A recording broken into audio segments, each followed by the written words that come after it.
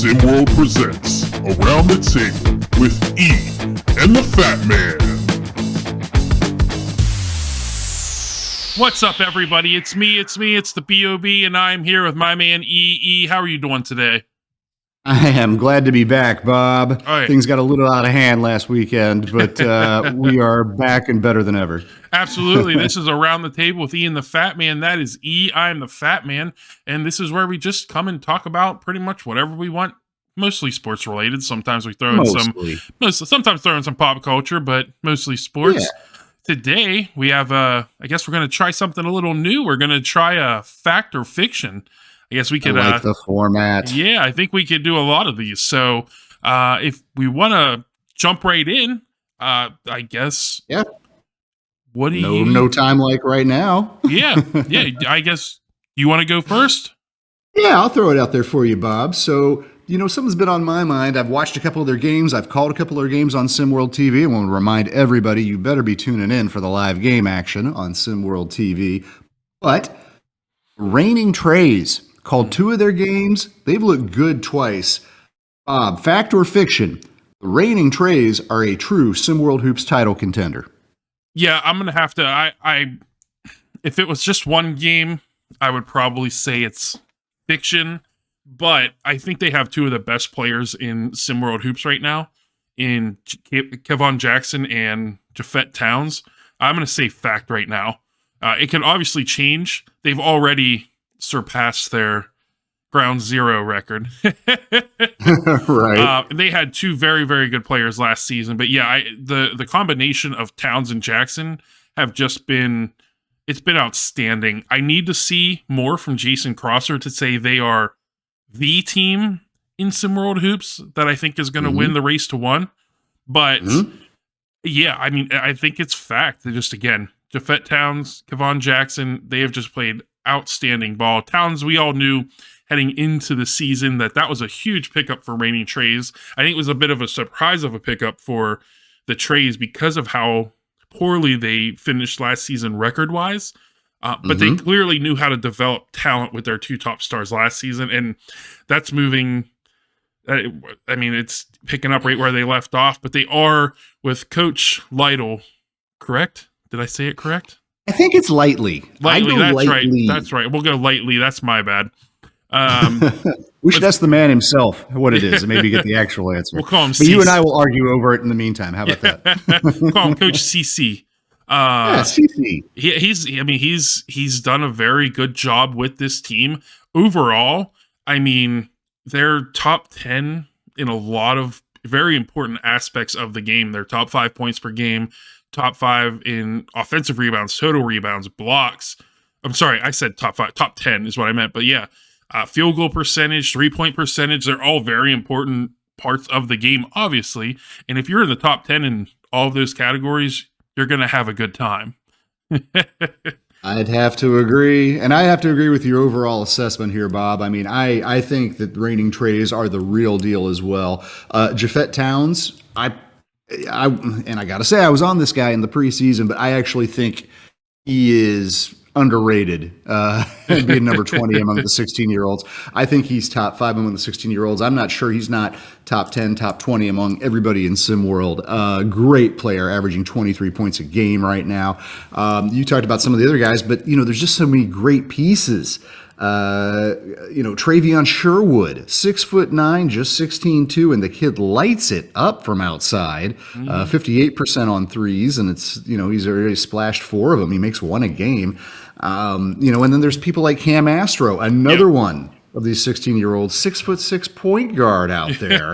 The truth is that the crazy thing about Reigning Treys is how young they are. There's a 15-year-old on this team and only 3 17-year-olds. And, Jason Crosser and Kevon Jackson, of course, 2 big pieces. But, man, the present is bright. Maybe the future is brighter. I am not letting you get. So you said there was 3 17-year-olds. You named 2 of them. I'm not letting you get away from having to name the third one because I want to hear you try. You mean Kylo Ren? Kylo Charlempopulous? Okay. All Yeah. right. You could do it. Okay. Yeah. All right. Listen to me, Elo cute. But yeah, no, I mean, again, it's overall, even just outside of Jackson and Towns, they've been playing great as a team. And then I do want to point out that it's very interesting that their point guard, Kia Mastro, is leading the team in rebounds. Offensive rebounds, total rebounds, and blocks. He's tied with assists. Yeah, and he's tied with Crosser. Towns slightly ekes him out there on assists, but they're very close. Like Cam Astro is, I mean, he's not scoring a ton of points, but he doesn't need to. No. But yeah, and I think I would be surprised to not see them in the, I don't know what we're going to call it, but I'll just say in the final four teams in the you can't. I don't have an argument against them right now outside of hanging on what happened last season, but that's then, this is now. But so let's go ahead and move on to the next topic. And for you, Eric, fact or fiction? Philly is the worst team in SimWorld Hoops. I like how we're going from the best in the league to a discussion of the worst. That's a nice that's a segue right there, folks. Ill-a-delphia, Philly, as they are colloquially called. I have to say it's fact. I think that they are the worst team in SimWorld. And again, I know it's early. I know teams haven't played a lot of games. Philly's only played 3. But oh my God, do they look terrible? They do have a new coach. Dries Williams just took over this thing.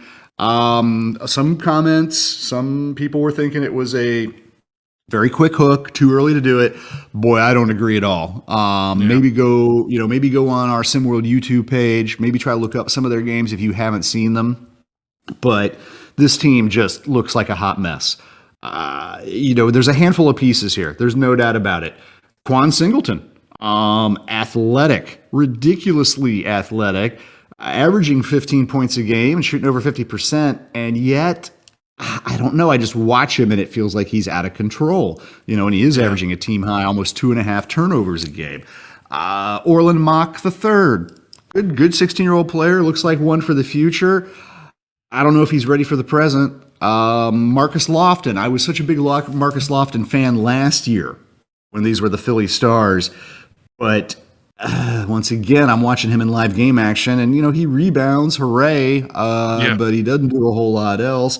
Darian Kingy-Cross has promise. And then, Khalil Erickson was going to be the big transfer of these guys. Oh, he just looks out of sort. The whole team, ugh. It's the eyeball test. You just throw them out there, and they don't look good at all. There's other teams that I thought have obviously had very slow starts to the season who I haven't been impressed with necessarily. Beyond the Arch got off to a very bad start, but then they turned it around in their last game. They've shown some signs of life. I'm just still not seeing signs of life from Philly at all. I have high hopes that new coach Williams can turn this around. I think actually AJ Frost, I've made this comment on Discord, I've made it on air. AJ Frost, 6'3", 200-pound, 16-year-old, needs to get out there on the court more. I don't know why he's only averaging 10 or 11 minutes a game. Looks like one of their better players to me. Nas Hall. I like Nas Hall. I think that, he's got some real athletic ability. He's an offensive creator. Why is he coming off the bench playing 15 minutes a game as a 17-year-old? He's not coming back, Anyway, all this is to say, Philly is a mess. I don't trust it. Out of everything that I've seen, there's 32 of these teams, right? I think you might be looking at the number 32 ranked team in the country in Ill-a-delphia Elite. It's as bad as they have played, and they've played very bad. I'm on the fence about calling them the worst team in SimWorld Hoops. And I think that has more to do with, did we really have expectations that they were going to do anything great this season? And then I have to look at a team like SimWorld Europe, who they're 0-3 coming into the season. We were talking about them having potentially one of the best players in SimWorld Hoops in Vekic. And I think Europe, to be clear, might be the biggest disappointment. Yeah. But if Europe and Philly play 10 games, who do you think's winning 6 or more out of them? Man, it's a great question, and I think that they both might lose every single game. But no, like you said, it's AJ Frost. He needs to be on the court more. Nos Hall needs to be on the court more. I don't see how, and it could have changed recently with Coach Williams coming on, but if we look at AJ Frost, a starter playing 11 minutes, hopefully that's something that recently changed. And but Nos Hall and AJ Frost have to be on the court more. I would think that they should probably have the 2 highest minutes per game. Khalil Erickson has not done what he was expected to do. Ill-a-delphia did play in the preseason defensively. I believe it was a preseason tournament in which they played in the championship game. They had beaten the Originators, I think, the game before. Defensively, they were outstanding in the preseason. I don't know where that is. They are number 1 in steals, but outside of that, they're not in the top 10 of anything else. Actually, I should say they are in the top 10. I think, is that in turnovers? Or that might be forced turnovers. I think they're top 10 in forced turnovers and steals. But I don't think they're scoring enough. And they aren't. I mean, obviously not. They're 0-3, so they've been outscored in every game so far this season. So, yeah, I'm on the fence of saying they are the worst team, but I'm not going to argue against somebody saying that they are the worst team. But I do think with Coach Williams taking the helm, and I would say the expectation that AJ Frost and Nos Hall are going to get more playing time, I think we could see a quick turnaround like we did see with Beyond the Arch whenever they did find their footing. All right, Bob. Well, we've been agreeing so far. Maybe we can move on to a topic. Maybe we can get some neurodivergent responses here. Have we been agreeing so far? I'm not sure we agreed on that last one. Close enough. It's true. I guess I couldn't really disagree. We have not disagreed. It's true. We have not vocally disagreed, even though there was some fuzziness around Bob's last response about Philly. But moving on, our next fact or fiction. Fact or fiction. DJ Wagner is the number 1 player in all of SimWorld Hoops. I think that's an easy one for me. It's fact. I believe that we are in a similar situation as we were last season when we had the seniors and juniors, or the 17-year-olds and 16-year-olds broken up into 2 different rankings. And I see DJ Wagner has not done anything to tell me that he is not the number 1 player.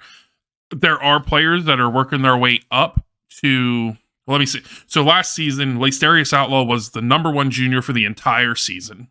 And then we got to a point where he wasn't playing great. And it was just a matter of who is going to take that step to overtake him as the number 1 junior.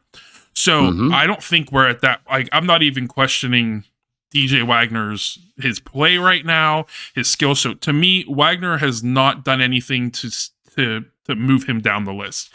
Again, I say again, I haven't said anything yet, really. I will say that it is clear that Bronny James has surpassed his ranking from where he was in the preseason in the 20s. We have him set at, I believe, number 11 overall right now, whenever we take the composite of all the different rankings out there.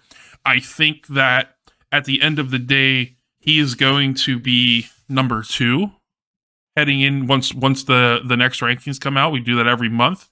I do believe he's going to be number 2. I don't think that at this point in time, I think DJ Wagner has to lose it. Bronny James is averaging 5 points more per game. But they are both the leaders of their team. The game, their team's games run 100% through them. If they play bad, their team's going to play bad. And sometimes they're going to lose. Nobody's perfect. I mean, there are some there are some perfect teams right now, but nobody's going to stay perfect. Nobody's going to stay perfect. Unlikely. But I think as much as DJ Wagner is doing, just like Bronny James is doing, I'm at a point where I think he has to lose his spot by his play just deteriorating. And I think we're probably going to see his play increase to what Bronny James point wise is doing. And I right now I'm not ready to say that he is not the number one player. So I have to say fact. I have to go the different direction on this one, and I have to say fiction. I think right now, with all of the caveats, the season is young. There's a lot of time. They've only played a few games, blah, blah, blah. I hate to say it, Bob, but I think Bronny James has been the best player in this young season so far, averaging more than 27 points a game. As you mentioned, 5 points more than DJ. And the rest of their numbers are actually quite similar. Bronny actually has been shooting at a little bit of a higher clip, rebounding a little bit more, being more of the primary ball handler for the originators, getting more assists. But I think there's one other important factor too, and that is that Bronny plays defense. I'll give him credit for that.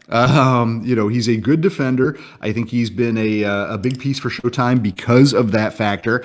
And that's just not something that, DJ, who has almost every tool in the kit, but he's not a lockdown defender. That's just not what he's going to bring you, right? Now, that said, DJ is bringing you a lot else. Great ball handler, great playmaker who can also create his own shot, good three-point shooter who's been bombing earlier this year. This is to talk trash about DJ Wagner. I love DJ Wagner. But I got to say, gun to head, if I got to pick somebody right now, we're out on the playground and we're picking up teams and I get to go first player, and there's DJ and Bronny standing. Right now, I'm going to add Bronny to my team. And that's just how I feel, Bob. And I get why you feel that way. I'm not going to argue too much against it. I do like to look at also, like, obviously we're talking about a particular person on each team, but if the best player is making everybody else around them better, then that's what they're supposed to do. Bronny James does make some of those around him better in Showtime, but outside of Bronny James, we're not going to talk about anybody else on being a leader for that team or being somebody that really stands out. We're going to say Bryce because it's his brother. He's there. Right. They have some decent players with Chisholm and Gee and Yams, but none of them are standing out. And as much as they're playing, they should be doing a little bit more. I would say on the originators, just overall as a team, because of DJ Wagner, the entire team plays better. There's players, I think Jared Quinney, he's coming off the bench for the originators. I like Jared Quinney. Yeah, I believe that having a player like Wagner, Quinney, Loftus, they're all better because of that. And I don't know if I can say that anybody on Showtime is better because of Bronny. And I don't want to bring up his dad, but I don't think his dad really makes anybody better either at this point. It's all about anyways. Oh, man. Yeah, maybe he makes Bryce better. Come on. Maybe he makes Bryce better. He makes Bryce better. They've played basketball their entire lives together. But I do think, I think overall, I got to stick with Wagner as the top player. Unless the originators just completely start falling apart. He makes that entire team better. Bronny makes Bronny better. DJ. and it's no knock on him. I mean, he's doing what he's doing. He's gonna be the primary reason why this team wins games. But I want the complete guy, and I think that's Wagner more than it is Bronny. Can't disrespect the call. And we're talking about two fantastic players. You can't lose. Absolutely. Absolutely. Well, let's move on to, I guess we'll say, our final topic. And I think this one will be one that tugs at a lot of people a little bit. Texas, which is H-Town Hoopers and the Lone Star Basketball Club, is better than California, which is Showtime, Bay Area, and Best Coast. Fact or fiction? Friend Big Bob, that is a fact. Surprised me. I thought California was going to be epicenter, center of gravity for the SimWorld universe this year. And it's not. It's the state of Texas. I mean, just go to the scoreboard. Which record is better, Bob? 6-0 or 6-3? It's the 6-0, and that is Texas. Texas is undefeated. Yep. Both teams 3-0, and I still kind of think people are sleeping on them. Oh, for sure. You know, maybe particularly H-Town. I don't know why, but I feel like H-Town is not getting the respect, not being talked about. And maybe it's because, you know, I mean, H-Town's loaded with some good players, but nobody is like in that, well, Bronny and DJ class, right? But I mean, look at some of these players. Keith and Carter, averaging 13 points, 4 assists, playing some, you know, some great guard play effectively, even though he's big enough and kind of plays more as a wing, more of a natural wing, but great distributor. Vincent Magic, double digits as well. Aaron Payne. My Lord, Aaron Payne. Never going to be an offensive threat, but big body, great defender, 12 rebounds a game. I mean, there's just, you know, these two teams are just solid. You look up and down the H-Town and Lone Star rosters, and they're talented. The athleticism on these Texas teams, particularly H-Town. H-Town is ridiculous with the athleticism. I would put them up against anybody in the country. Lone Star is a very good defensive team that also, of course, has the offensive firepower of Nene Gibson to help you get through any game if things get a little bit tight. Jace Miguez has been a revelation for Lone Star. Oh, yeah. You know, California, Hollywood, all the bright lights out there, they're getting the media attention, but I am here to tell you, Lone Star Basketball Club and H-Town are as good of a 1-2 punch as you are going to find at the SimWorld Hoops level, and I can't wait, actually, until the Battle of Texas happens and these two teams come together, because those are going to be some good matches. California's great. California's fine. To be honest, California is what I expected them to be. All three of the California teams are 2-1 right now. Showtime with the Jameses has been solid. You know, they've got those two, but there's been a few other players playing well as well, I would say. You know, Ethan Letterman is a good part on that team. You were talking about Mark Chisholm earlier, and not this year. Maybe going to be a while till he develops into more of a scorer, but rebounding and being a good defender. I mean, I can go up and down each one of these teams. Bay Area, you know, preseason darlings, still getting it done. Royce Anderson, Trey Hyman, Xavier Pope, Ronnie Shanahan, and then the returning guys like Caden Shipp. Caden Shipp looks great. And even Best Coast, you know, which was considered, I think a lot of people thought of them as, you know, let's call them the bronze medalists of the three California teams. But no. They're for real too. And the Lacedarius Outlaw, Mikey Williams backcourt, I don't know if there's a better guard duo in the country than those two. But I gotta say, Texas, the defense of Lone Star, the jump out of the gym athleticism of H-Town, Texas is the beating heart of SimWorld Hoops this year, and I don't expect that to change. I think those two teams are going to, and I'm not staying defeated, but they're going to continue on the path they're on, Bob. So, I don't know. I think that's kind of a strong take, but maybe you agree with me. What do you have, Bob? Yeah, I mean, as of right now, where it stands, speaking because they are undefeated, I would have to say Texas right now. At the end of the day, am I taking a Texas team over Bay Area Breakers? Probably not. But right now, it's H-Town versus Bay Area. I think that would be a war. It would be. And where I am at is, could H-Town, I don't know if they could slow down Bay Area. That's the biggest thing. I think H-Town needs to find offense somewhere. They are playing total team ball at this point.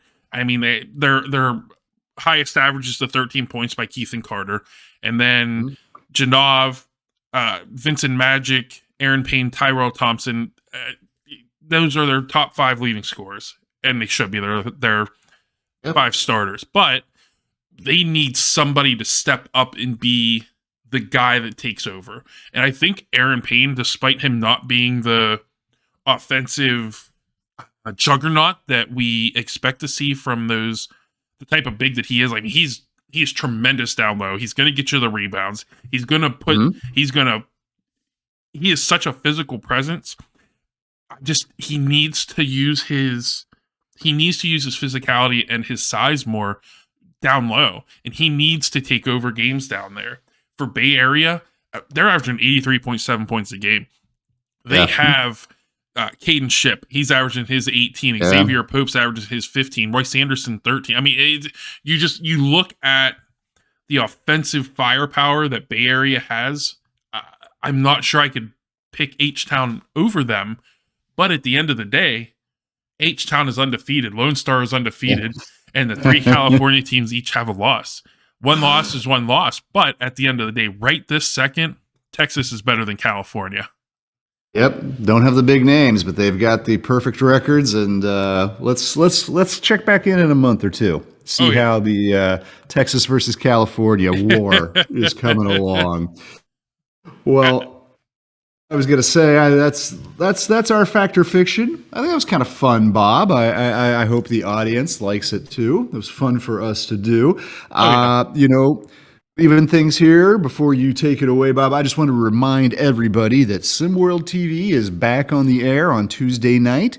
We've had a little break, but we're going to be returning with game action. So tune in that evening and throughout the rest of the week. Hope you've been enjoying this early season, this young season of SimWorld Hoops we have, and can't wait to get back to game action on Tuesday.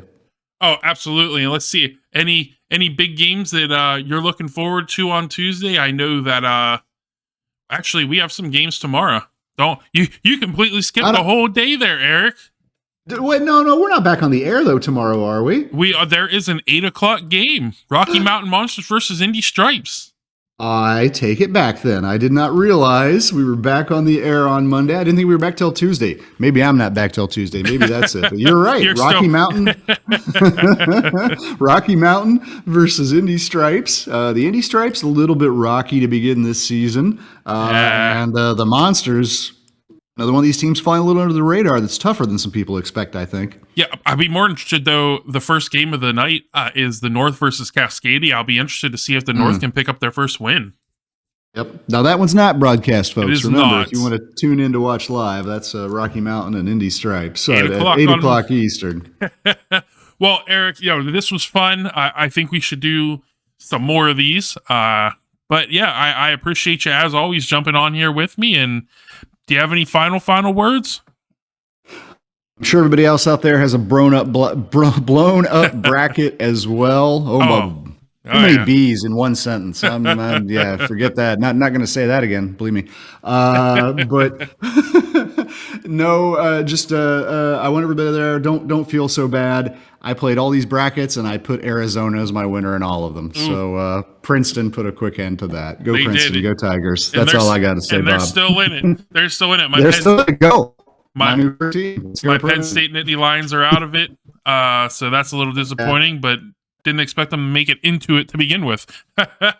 But we appreciate you guys, as always. Thank you for listening, and have a good rest of your day.